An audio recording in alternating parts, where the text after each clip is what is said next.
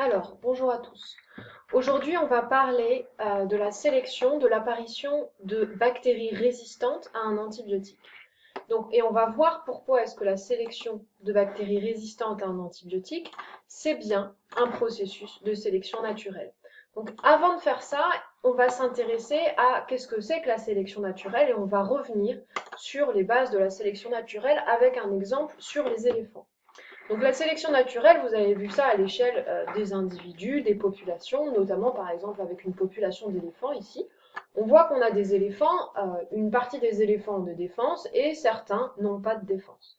Donc on se situe ici dans une population à un instant T, dans un environnement 1. Et ce que l'on observe, la présence de défense ou l'absence de défense, témoigne de l'existence d'une diversité génétique des individus. Certains ont une mutation qui fait qu'ils n'ont pas de défense.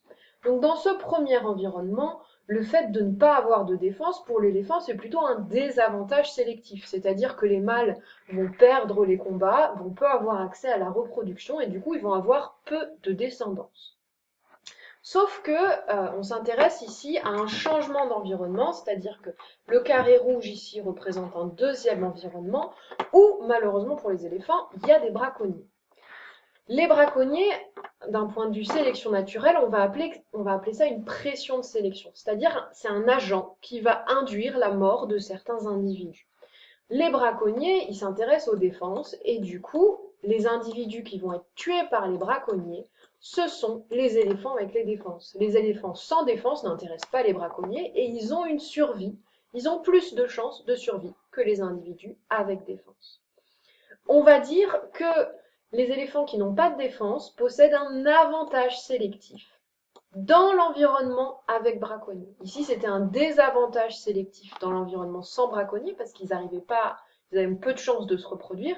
Ici, ils ont beaucoup de chances de survivre et donc beaucoup de chances de se reproduire. Ce qui se passe, c'est que au cours des générations, les individus qui vont pouvoir se reproduire, ce sont les individus qui survivent. Or, l'absence de défense, c'est un caractère héréditaire, c'est-à-dire que les descendants de ces éléphants-là vont de la même manière ne pas avoir de défense. Donc ça veut dire que quelques générations plus tard, quand on observe l'intégralité de la population, on va avoir une population majoritairement composée d'individus sans défense.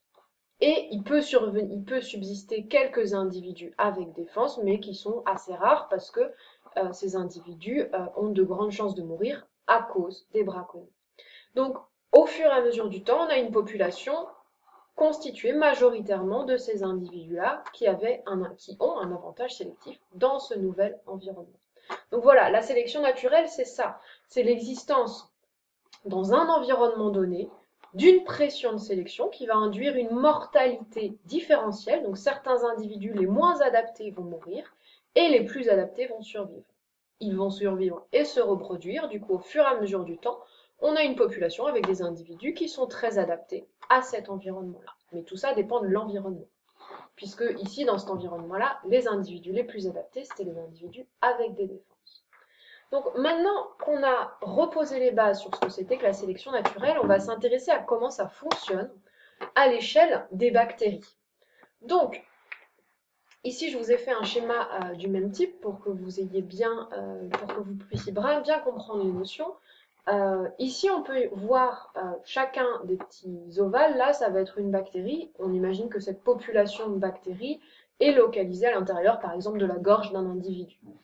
Et j'ai mis des couleurs pour montrer qu'il existe, exactement comme chez les éléphants, une diversité génétique des bactéries.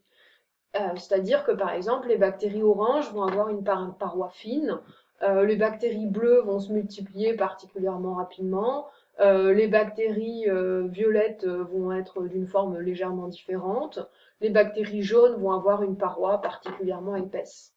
Bref, dans cet environnement initial, il existe une diversité génétique et toutes les bactéries peuvent survivre. De la même manière, on a ici aussi, entre cette étape 1 et cette étape 2, un changement d'environnement. Et ici, le nouvel environnement, ça va être la présence d'antibiotiques, que j'ai représenté avec des petits points rouges. Or, l'antibiotique va avoir une action qui ne va pas être la même sur toutes les bactéries.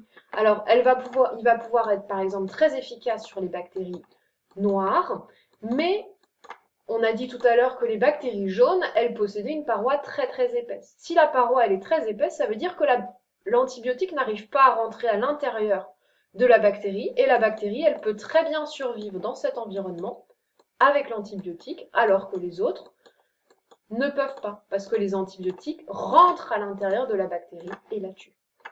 Donc ici, la pression de sélection, ça va être l'existence de l'antibiotique. C'est l'antibiotique qui tue certaines bactéries, mais qui ne tue pas d'autres.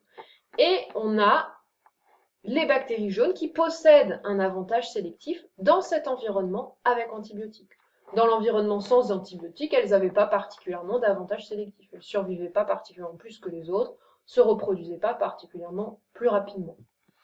Donc, ça veut dire qu'après quelques générations, et ça c'est très rapide chez les bactéries, parce qu'une bactérie se divise toutes les 15 minutes, on va avoir une population de bactéries qui est composée des descendants de cette petite bactérie jaune. Vu que la résistance à l'antibiotique, la paroi très épaisse, c'est un caractère qui est héréditaire, qui est transmis dans les gènes, la population que l'on obtient au bout de quelques heures est majoritairement composée de descendantes des bactéries jaunes, et donc c'est une population bactérienne qui est résistante aux antibiotiques. Donc, on retrouve bien ici tous les éléments de la sélection naturelle avec une diversité génétique initiale, une modification de l'environnement avec l'apparition d'une nouvelle pression de sélection qui va induire une mortalité différentielle des individus, et seuls les individus qui sont particulièrement adaptés à ce nouvel environnement vont survivre, se reproduire et pouvoir survivre très bien et vivre très bien dans ce nouvel environnement avec plein d'antibiotiques. Donc ces deux processus de sélection naturelle, c'est exactement la même chose qui se passe pour les éléphants et pour les bactéries. La seule différence, c'est une question d'échelle, c'est-à-dire que ici, l'individu, la bactérie, elle fait quelques micromètres, alors que ici, l'éléphant, il fait plusieurs mètres. Mais il se passe exactement la même chose, c'est le même processus de sélection naturelle. Voilà, j'espère que ça a été clair pour vous.